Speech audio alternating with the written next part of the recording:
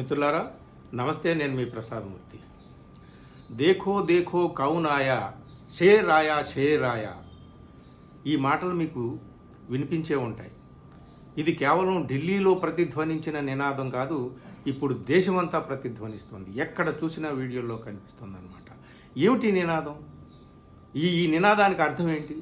ఎవరొచ్చారో చూడు, ఎవరొచ్చారో చూడు, సింహం వచ్చింది, సింహం వచ్చింది.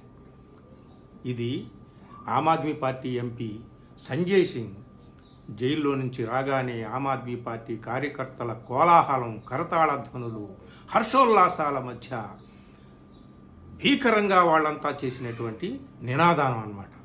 ఆయన్ని ఆహ్వానిస్తూ కార్యకర్తలు ఉత్సాహంగా, ఉద్వేగంగా ఆయన్ని ఆహ్వానిస్తూ చేసినటువంటి నినాదాలు, ఆకాశాన్ని అంటిన నినాదాలు.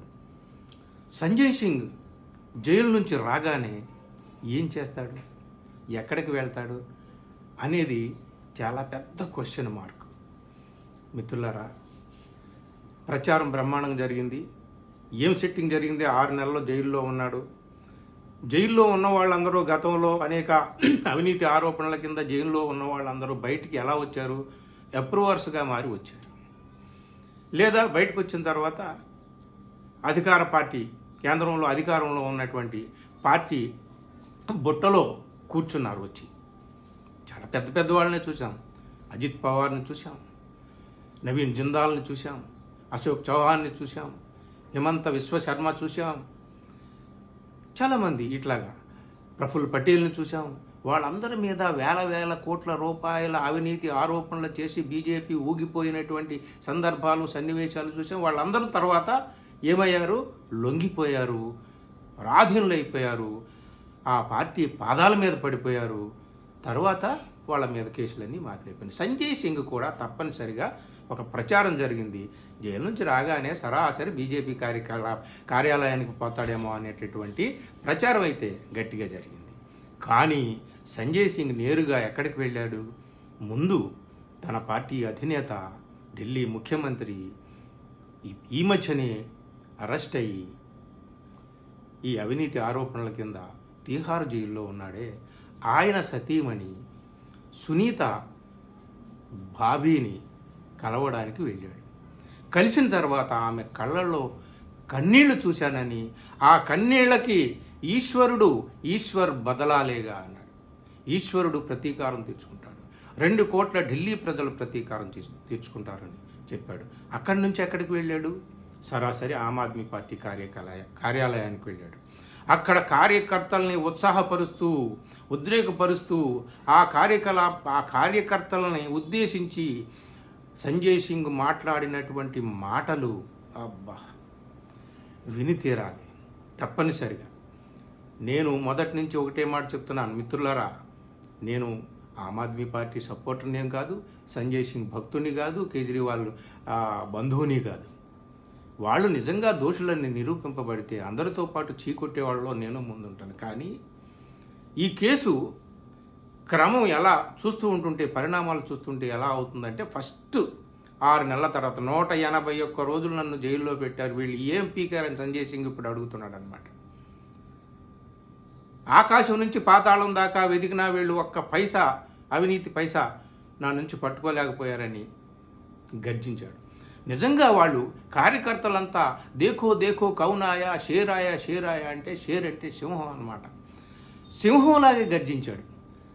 తన పార్టీ కార్యకర్తల్ని, తమ పార్టీ నాయకుల్ని, తమ పార్టీ మంత్రుల్ని, ఎమ్మెల్యేలని అందరినీ ఉద్దేశించి అతను మాట్లాడినటువంటి మాటలు కేవలం ఆమ్ ఆద్మీ పార్టీ కార్యకర్తలకే కాదు, దేశంలో ఉన్న ఇతర ప్రతిపక్షాల నాయకులకి, కార్యకర్తలకి కూడా ఒక గొప్ప ఉత్సాహాన్ని, సందేశాన్ని ఇచ్చేటట్టుగా ఉన్నాయన్నమాట.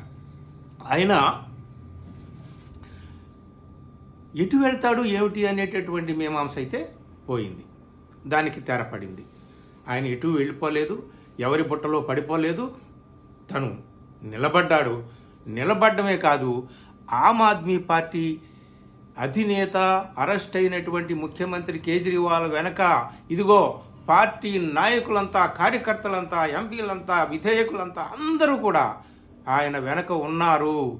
దేశ్ మే తానాషాహీ మచా రఖా హై అన్నాడు. అంటే ఈ దేశం అంతా కూడా నియంతృత్వం వ్యాపించి వీళ్ళంతా కూడా అందరినీ కూడా భయపెట్టి ఈ తమ పార్టీ నాయకులు ఎవరైతే ఆతిషి, సౌరవ్ భరద్వాజ్, రాఘవ్ చెడ్డా వీళ్ళందరూ ఉన్నారో వాళ్ళని కూడా అరెస్ట్ చేయడానికి ప్రయత్నం చేస్తున్నారు అని చెప్పి డైరెక్ట్ అటాక్ నరేంద్ర మోడీ ఖాన్ కోల్కర్ సున్లో ఇలా డైరెక్ట్ అటాక్ చేశాడు అనమాట. నరేంద్ర మోడీ ఖాన్ కోల్కర్ సున్లో తెరా తానాషాహీ నహీ చెలేగా అంటే ఆయన నహీ చెలేగా అని అంటే అక్కడ నుంచి వేల మంది కార్యకర్తలు ఆకాశం దద్దరిల్లేలాగా నినాదాలు ఇస్తూ ఉన్నారనమాట. ఆందోళన ఆయన ఒకటే మాట అన్నాడు,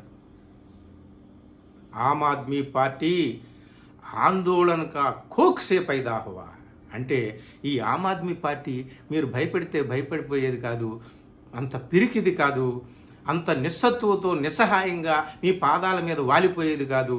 ఆమ్ ఆద్మీ పార్టీ యుద్ధం నుంచి పోరాటాల పురిటి నెప్పుల నుంచి బయటకు వచ్చింది. పోరాటాల గర్భం నుంచి బయటకు పుట్టినటువంటి పార్టీ మా ఆమ్ ఆద్మీ పార్టీ అని అన్నాడు. ఇంకా చాలా చాలా చెప్తూ కార్యకర్తలని అతన్ని ఉద్దేశించి చేసినటువంటి ప్రసంగం ఇదంతా కూడా ఆయన చేసినటువంటి ప్రసంగం అంతా కూడా మీరు వీడియోలుగా ఉన్నాయి. ఆ వీడియోని నేను ఇక్కడ డైరెక్ట్గా ఇవ్వడానికి నాకు అంత పర్మిషన్స్ లేవు. ఆ వీడియోని డిస్క్రిప్షన్లో మీకు రవీష్ కుమార్ చేసినటువంటి వీడియోలు ఉన్నాయి.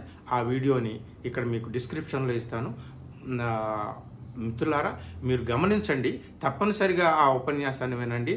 అది సంజయ్ సింగ్ బుట్టలో పడిపోయాడు అనుకుంటున్నటువంటి ప్రచారానికి ఫుల్ స్టాప్ పెట్టి ఆమ్ ఆద్మీ పార్టీ మొత్తం కార్యకర్తలతో సహా అందరూ కూడా నాయకులు అందరూ కూడా కేజ్రీవాల్ వెనక ఉన్నారని, కేజ్రీవాల్ జైలు నుంచే పరిపాలన చేస్తాడని చెప్పి ఈ రోజున కేజ్రీవాల్ పని అయిపోయింది, సిసోడియా పని అయిపోయింది, సంజయ్ సింగ్ పని అయిపోయింది, పార్టీ పని అయిపోయింది అనుకుంటున్నటువంటి సమయంలో ఆ పార్టీలో ముఖ్యులైనటువంటి నాయకులు మిగిలినటువంటి వాళ్ళు ఎవరైనా ఉన్నారో కీలకమైనటువంటి నాయకులు వాళ్ళందరినీ కూడా అరెస్ట్ చేస్తారేమో అని చెప్పి ఆ నాయకులు కూడా స్వయంగా భయపడిపోతున్నటువంటి సమయంలో ఒక్కసారిగా జోష్ నింపాడు, అందరిలో ఉత్సాహం నింపాడు అనమాట. ఇది చాలా అంటే కేవలం ఇది ఆమ్ ఆద్మీ పార్టీకి కాదు, ఆయన ఒక్క మాట అన్నాడు. ఈ మాటను మీరు గుర్తుపెట్టుకోండి. ఆయన వచ్చినప్పుడు కార్యకర్తలందరూ చాలా ఉత్సాహంగా ఊగిపోతూ ఉంటుంటే ఏ జశ్న్ మనానే కా వక్త్ నహీ హై, ఏ జంగ్ లడనే కా వక్త్ హై అన్నాడు. అంటే ఇది మనం సెలబ్రేట్ చేసుకునేటటువంటి క్షణం కాదురా, మనం యుద్ధం చేయాల్సినటువంటి క్షణం. మిత్రులారా కేవలం ఆమ్ ఆద్మీ పార్టీ నాయకులే కాదు, ఈ దేశంలో ఉన్నటువంటి సమస్త సెక్యులర్ శక్తులు, ప్రతిపక్షాలు, పార్టీలు, నాయకులు, కార్యకర్తలు అందరూ కూడా ప్రమాదంలో ఉన్నారు, యుద్ధంలో ఉన్నారు, గుర్తుపెట్టుకోండి అని చెప్పి ఆయన చేసినటువంటి హెచ్చరిక.